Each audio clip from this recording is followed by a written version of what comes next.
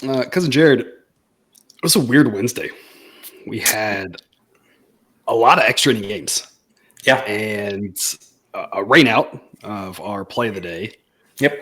which for most people is a push. Not every book operates that way. Um, got extra inninged with the Mariners, who just decided not to hit for the first like 8 innings, which was kind of a strange decision on their part. Got a no action on the Blue Jays with Flaherty being scratched, who might now pitch Thursday, but might not. I have no idea what's going on with that. Just a weird day all the way around. The Rays won the first 5 play and then promptly gave up a lot of runs. It looked like we were dead in the water on their full game, and then they came back and won in extras. Just a weird day all around. Yeah, we got that first 5 A grade, which is nice. Dodgers' first 5 A grade was looking great. We were almost at the finish line. I say almost, probably not really that close. Like the 3rd inning, but whatever. They had a nice little lead. Just a weird day. Overall, we're still looking profitable this week, which is always good. We got a split slate on Thursday. About half the games of the day, half the games at night. Somehow we have no day games to talk about. There aren't a ton of lines out there right now. Some of the games don't have confirmed starting pitchers. So there's some spotty lines out there. We're going to cover some of the night games here for Thursday. That way, if you're not watching early in the day, you haven't missed out. And we'll get that rolling with the Rangers and the Twins. 2 offenses that grade out really well, but, haven't always looked good. And that's an interesting thing here. Cousin Jared, I don't know if is it just me, or is maybe my understanding of the average offense in baseball higher than it actually is, because it feels like the teams that get this 105 type grade, 108 type grade, I feel like are kind of meh, but they're apparently better than average according to looking at all 30 teams. Maybe my standards are just too high. What do you think? I think, well, with the Twins specifically, I think it's something to do with strikeouts. And I'm sure everybody loves this show, us talking about the Astros all the time, but it feels like, I don't know, like the Astros circa like 2000, 13, 14, 15, where you had some good hitters there, and on the whole, they did well. But then it was like every time there were runners on base, you knew somebody was going to come up and strike out. I mean, Chris Carter, how many times did he strike out with guys on base and then hit a solo home run the next time up? So anyway, with the Twins specifically, I think it's something to do with like the overall stats are good, but man, the strikeouts just feel like they come in bunches and at the wrong times. It really does. And in theory, right, that balances out. But if you're a Twins fan, I'm sure you're frustrated with this team, thinking that they should be doing better than they are, especially when you look at the metrics. The Rangers, I think 6 losses in a row now, which is, brings joy to our hearts as Astros fans. That's not going to last, right? They played way over their heads for the first part of August. Now that's kind of coming back down to earth. If you look at their overall August, it's been a pretty good August. It's just for them been literally all or nothing. A caution to people who are looking at this saying the Rangers are cold. They were blazing hot. And how do you know when a team's going to flip around? There's just so much random variability. It is so much stronger than our brains want to understand. So I'm always talking about that. I think that holds true with this Rangers team. Andrew Heaney versus Pablo Lopez. Model loves Pablo Lopez. It kind of really always has. Pretty good rating there. 3.51 ERA. Underlying metrics, both FIP and XFIP, say it should be a little bit better than that.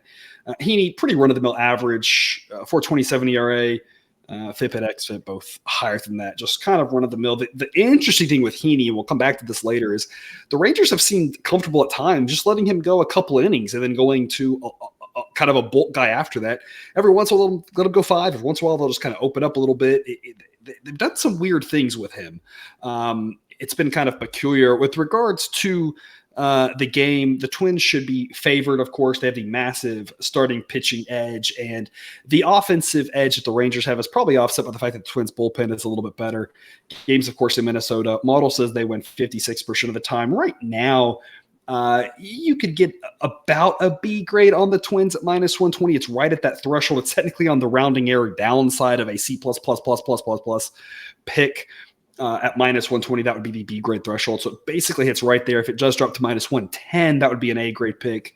But instead, we are going to go with the over 8. It does have some juice to it, but the model thinks 9.5 runs. Because, Jared, we had a rule we weren't going to take overs unless they were California, the Dome. And you know what? Rules are meant to be broken. That's my motto, right? It's our show. We can do whatever we want to do. It's true. We can. The reason why we're taking this over, despite that rule, is this is not a wind-aided over. This is the temperature. We have a fairly decent idea of what's going to happen. There's not really forecasted rain to affect the timing of this. It's going to be a hot one in Minnesota. Right now, the wind is forecasted to be blowing out/across, but only at 5 miles an hour. So the weather adjustment that you're seeing comes from the heat, not really the wind. If the wind shifts to fully across, that's only going to drop the projected total down a couple tenths of a run at most because it's not very strong wind. So this is one where I'm pretty confident the over is still going to be a play. I said the exact same thing yesterday with Seattle and Chicago. We got over 9. By the time I ran things in the mid-morning, it was 10.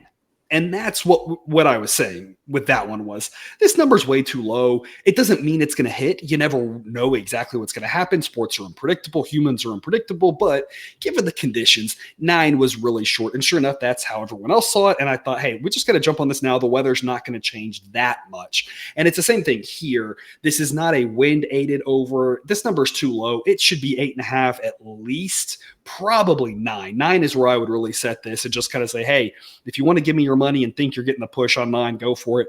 It could go either way. Model would lean over 9, but it would not be a very strong pick. But 8, I think, is just way too low in this one. Cousin Jared, tell us more. Yeah, so I'm just going to list off the Twins last, I don't know, however many times. I'm going to go until I don't feel like going anymore. The totals in game, total runs scored in games they have played against teams above 500. Okay. There we go. 15, 10, 3, 9, 15, 8, 13, 5. And then we're going to go back a month there. We're going to go 15, 16, 7. There's a lot of double-digit games in there, and I think the Rangers, I mentioned those were 500 teams. The Rangers have much better offenses than almost every one of those teams listed. That was the Mariners, the Phillies, the Brewers, the Diamondbacks there. The Rangers have better offenses that you might say are okay. Yeah. Varying shades, right? Diamondbacks maybe a little above average, right? Mariners maybe a little above average, depending on when you've got them. Phillies maybe a little bit above. Brewers below, right? So, I mean, you're talking about just some okay. None of those, you didn't hear the Astros in that. You didn't hear Dodgers, Braves. The Dodgers, the Braves, right? So when they're playing good teams, they have a tendency to give up some runs and score some runs. And so I like this play as well. That's not even to mention, the warm weather there in Minnesota helping this one. And somehow Minnesota playing in a park with like a 2% park factor, which I just feel like we don't think about because of its location. We just assume that park plays pitcher friendly, but the reality is it doesn't. Yeah, it's surprising that it's actually been slightly hitter friendly here in the last year/3 years. The park factors that I use are some hybrid combination of what's happening this year and what's happened recently. We don't want to just be a prisoner of the moment, how things are playing out now. But of course, it's weighted heavier for parks who've made changes, Detroit, Baltimore, et cetera. So without diving into the weeds, Detroit, you've got a park that in the location you would think, very pitcher friendly weather, but park's a little small. Not a lot of foul ground in that park, which is another thing that helps it out because all those pop flies that could be outs are foul balls. Hitters get extra chances. The opposite of the Coliseum. Opposite of the Coliseum, right? Which gets the cool weather as well. But just tons of foul ground. Citi Field, right? Another one with a ton of foul ground that helps out. The Rangers offense very cold right now. Absolutely. Part of that is when you go back and look at who they face some of the Brewers' better pitchers. They just got through facing Zach Gallen. I don't know if you've heard, he's kind of good, right? So I'm not really buying into this. Pablo Lopez is good. If Pablo Lopez shuts the Rangers out, that's not going to be the biggest surprise in the world, right? We're talking about a very good pitcher here. It's just the Rangers' offense is good. The conditions are favorable to get some hits. And as we had with the Astros over recently, you got two teams with the chance to score the runs. It doesn't all have to be the one team or it doesn't have to be both of them, right? So there's just a good chance that we can get over it here. Expected value, again, 9.5, so we're going over 8. And that will take us to our pitcher prop of the day. We're going to go very bold and take Andrew Heaney under 5.5 strikeouts against the Twins, who strike out all the time. But, Cousin Jared, you can look at this. Number one, we have a return of Outlier giving us the thumbs up on the plus expected value play. A lot of times the night before, I just don't think it's like into their system yet that it's plus expected value. It's late enough in the night, I guess. It's figured that out, and it shows here a plus expected value play for us. Part of that is the Pricer minus 122 coming from, I believe, FanDuel. The other places that have it up have it with a little more juice on it. So this is one I think is going to either drop the 4.5, or I think that juice is going to skyrocket. So I've already given this out to the Discord. Run, don't walk, lock in this price at minus 122. Don't wait until it goes up anymore. Part of the value is that it's near 50-50 on the odds. But you can see he's gone under this number a lot. And yes, he is playing a team that strikes out a bunch, but this is the key here. And he mentioned it. Look at all those starts where he's gone 3-ish innings. There's 4 times that he's gone 3-something. Once he went 2-something. Once he went 1-something. And the Rangers just seem very content pulling him early. It's very surprising. That's not the way that you think of an old manager handling his ball club. But something about the lefty-righty bullpen thing, I'm not exactly sure what it is, but they're 100% fine with pulling him early. If he gets, he's going to have to get the 5 innings realistically to get to that 6 strikeout. If he goes 5, he probably can. He's got a good chance to get to 6 with the way the Twins strike out. But I'm not sure he gets to 5. And at that point, if he gets to 5, it's in play. We got a chance. I'm not loving it, but we might win. But if he doesn't get 5, he's going to have a real hard time getting there. This is one of those plus expected value plays that I think is sometimes uncomfortable. Sometimes the uncomfortable plays are good.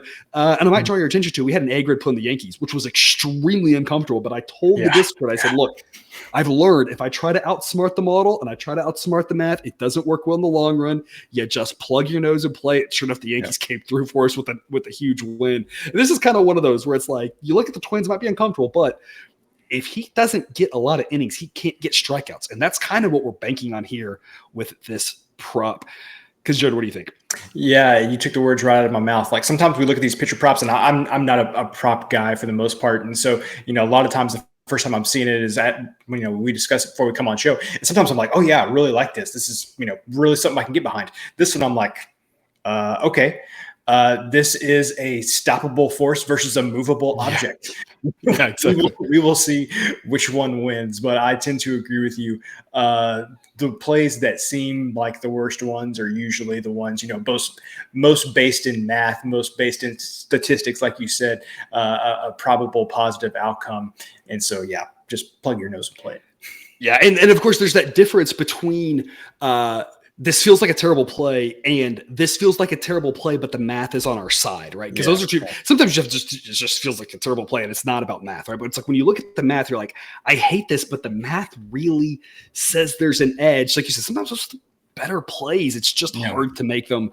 But again, the price here, just like with the sides and the totals, the numbers, the price matters here. I'm not playing this at minus 160, but minus 122, minus 130, something in that ballpark, maybe up to about minus 140, probably about the limit that I would play this one. As long as you're getting reasonable odds, got a good chance to hit it. And I don't think there's going to be quite as much value on his outs props, simply because I think everyone knows there's a better chance that he doesn't go deep with the outs.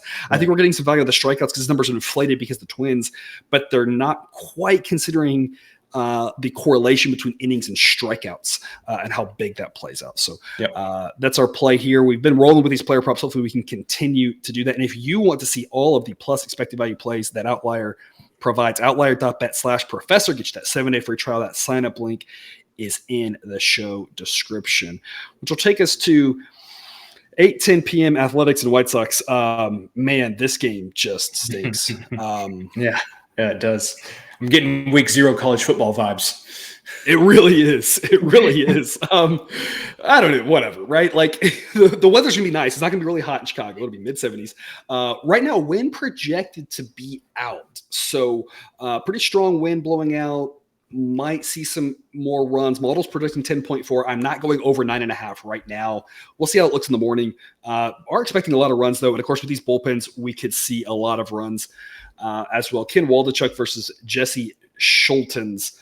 Waldichuk's terrible. He's probably not quite as bad as that 5.91 ERA, but he's still not very good. Schultens 3.79 ERA. Advanced metrics say he's due for some regression. That's why he only gets a 100 grade. If you look at his results, you would say he's well above average. But again, a reminder, ERA does a great job of telling you what did happen. It's not necessarily the best predictor of what will happen. That's why his grade's only 100. Still the better starting pitching. There, the White Sox have better relievers, mainly because how could you not? Yeah. Both offenses are very mediocre. Model says White Sox win this 2 out of 3 times.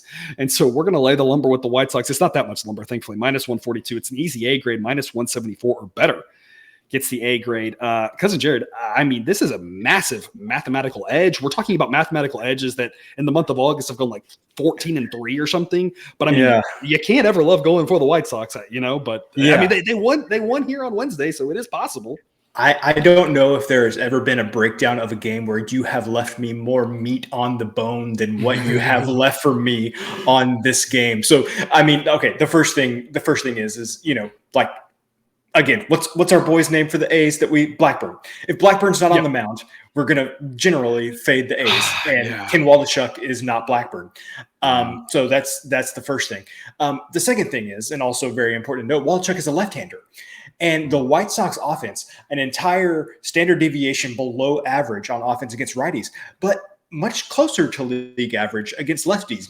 They're still below league average, but much closer than they are against righties. And so this is really just like a perfect matchup for the White Sox here, going against a lefty. And like you said, one of the few teams where pitching wise, they have the White Sox have an advantage everywhere pitching against the A's, which is crazy. Which is crazy to think. But the A's pitching is just really, really bad. So I love this play. The White Sox against a terrible lefty. Let's go. Shockingly enough, if you were to check out, I've got all these metrics in the Google sheet. I update it from time to time. I don't update necessarily every day. The most profitable team on the season has been the A's. The second most profitable team has been the White Sox. I mean, this series was made for sideline. I mean, it has been nailing these teams. The combined ROI on both these teams is almost 30% and a sample size of 136 games. I mean, it's not like a small sample size either. We're raking, backing, and fading both of these teams. So I'm excited for this edge. I'm not excited to watch this game. It's going to be absolutely terrible baseball. The White Sox are a mess. The A's are a mess. Both these teams are just. Is there more of a team that's I guess Cardinals maybe too, and the Yankees. So in the Mets, I guess there's a lot of teams that are a mess in baseball right now. Maybe that goes back to what I was saying earlier that I'm misunderstanding what average is these days. Well, in your defense, I mean the White Sox did just fire their entire front office. So on that scale, we would say maybe they are the most screwed up team. They are. Unfortunately, they didn't fire the owner, which I feel like is part of the problem. We're going to Texas area like we are with Jerry Jones issue. Took the words out of my mouth. We're about to have an NFL show, right? Can we start throwing pot shots at the Cowboys? Yeah, sure, we can. Yeah, absolutely. Okay. Well, you'll have to feed us the one-liners. Jake will be doing the NFL on me, so you'll have to feed me the pot shots that you want to that you want to get. I don't know. It's not going to be good baseball, but the math is on our side. The math's been on our side with these two teams all season long. Think of this more as fading the A's than backing the White Sox, I guess is the way to play it. Minus 142 is not a bad price. Model thinks it should be a lot higher. As you saw today, the White Sox playing hard. As you saw the Yankees playing hard. These are still professional athletes for the most part. There are situations where you have to be concerned about the effort of a team. Probably not seeing that really with the White Sox, I don't think. For the most part, a lot of the guys are younger. They're fighting for jobs, that sort of thing. They're going to go out and try to play. They're just bad, but they should at least put forth effort. Some of the other teams with some veterans maybe are the ones you're more concerned about, but I don't think it really applies a ton here. They've got decent enough players, at least relative to the A's, which is all that matters here. And then our last game of the day to cover, the last one of the night, the one late game, 9:40 p.m. Eastern, Reds, the Diamondbacks. It will be almost 100 degrees to start, so they will probably close the roof in Arizona. If not, it's a dry heat. Ball might fly a little bit. It's a dry heat, exactly. That now we can visit Phoenix because we have said that phrase. You have to say it once a month, or else they revoke your pass. Diamondbacks. Another team that, struggling. We've talked about them recently on the bigger picture, maybe getting it back a little bit together here as of late with that sweep of the Rangers. I think maybe the weekend before that playing the Padres, you got those two. So winning a little bit as of late, maybe trying to turn it back around here. They're still in the playoff race and find that magic that they had from earlier in the season. They've been kind of a swingy team. So have the Reds. The Reds have been absolutely the swingiest team I can ever remember. And I say that because I have a terrible memory. It's probably just like of this year. Brandon Williamson and Merrill Kelly. Williamson, 4.47 ERA. Advanced metrics don't suggest it should be any better than that. It's about a league average rating. Merrill Kelly, on the other hand, is a guy we've loved to back. 3.13 ERA. Is a guy who constantly outperforms his peripherals. That leads to the 88 ERA. Models kind of taking a view of him saying, he's been outperforming his peripherals. He probably will keep doing it. It's not like it's a one-off type thing. And depending on exactly how you squint, you could convince yourself he's better or worse. But he's yet another pitcher, like a lot of pitchers, who pitch better at home than on the road. He's been a money-making machine at home. Otherwise, the relievers are pretty similar. We're going to be on the Diamondbacks here at minus 155. It's C grade value, the B grade price minus 154. So, I mean, you're again talking about a C++ pick here. If you want to play this as a B grade play, I would give my blessing to that. Not that you need it, but it's just a fun thing to say. I think this is a situation where if Kelly is able to continue to outperform his peripherals, in a consistent way, there might be a tiny bit more value here than the model realizes. If Kelly does have a little bit more comfortability than the average pitcher at home, there might be a little bit more value than the model realizes. There's a lot of ways that this could just have a little bit more value than the model's giving it credit for. So it easily could be a B grade play. It's nowhere near that A grade price, unfortunately, at minus 141. But the Diamondbacks win this 62% of the time. Reds also in a tough travel spot, having to play the doubleheader the day before. Short travel, but just, playing, 2 games and, a day game, then into a night game, and then traveling. Not the best spot. Model knows they play. Doesn't know they play 2. I haven't coded doubleheaders yet because you don't see a ton of them. So it's mostly rounding error. But there's just a lot of ways that there might be a little incremental value here and there. The Diamondbacks, only a secret, but I think it's worth the investment. Because, Jared, what do you got for us? I think you hit on most of my keys there. I like how the Diamondbacks are playing right now. It feels like they've turned things around a little bit and going to push for one of those wild card spots. I like backing Kelly. He's been one of our guys for a while now. And I also feel like there was a similar travel spot for the Tigers, maybe about a month or 6 weeks or so ago. They played a doubleheader, then had to travel down to Miami. What's the Miami? Yeah. Yeah. And then we were able to capitalize on that one. That one worked out for us. I like this spot here. And just kind of to your point with the Reds, I mean, the Reds are a great story, right? They've got some exciting young players. They've played a lot better than we thought they would this year. But if you told me that they kind of, glided in at the end of the season and finished around 500, number one, I wouldn't be surprised. But number two, we should not be upset. We should be appreciative for what we've gotten from the Reds this year. And if you would have told any Reds fan before the season started they were going to be 500, I mean, they would have laughed at you. We would have laughed at you.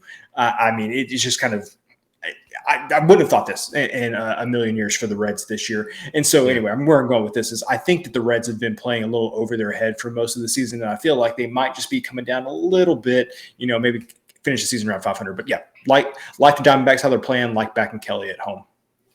And I think it's a great point. We kind of mentioned this with the Diamondbacks a little bit today. Last time we talked about them, similar thing. The Diamondbacks really overperformed at the start of the season, kind of coming back to earth here in the middle part of the season, but their leveling out point is probably still a little higher than the Reds because when the Diamondbacks kind of come back to earth, they're still a decent team. They're not necessarily, a 100-win team, but they're not bad. The Reds leveling out point is going to be a little bit lower than that because the Reds are still probably, especially with the starting pitcher injuries. And if you're a Reds fan, that's obviously the thing that you're just, crushed about with how well the young hitters have done is all the starting pitching injuries. With all those injuries, this team should not be near 500.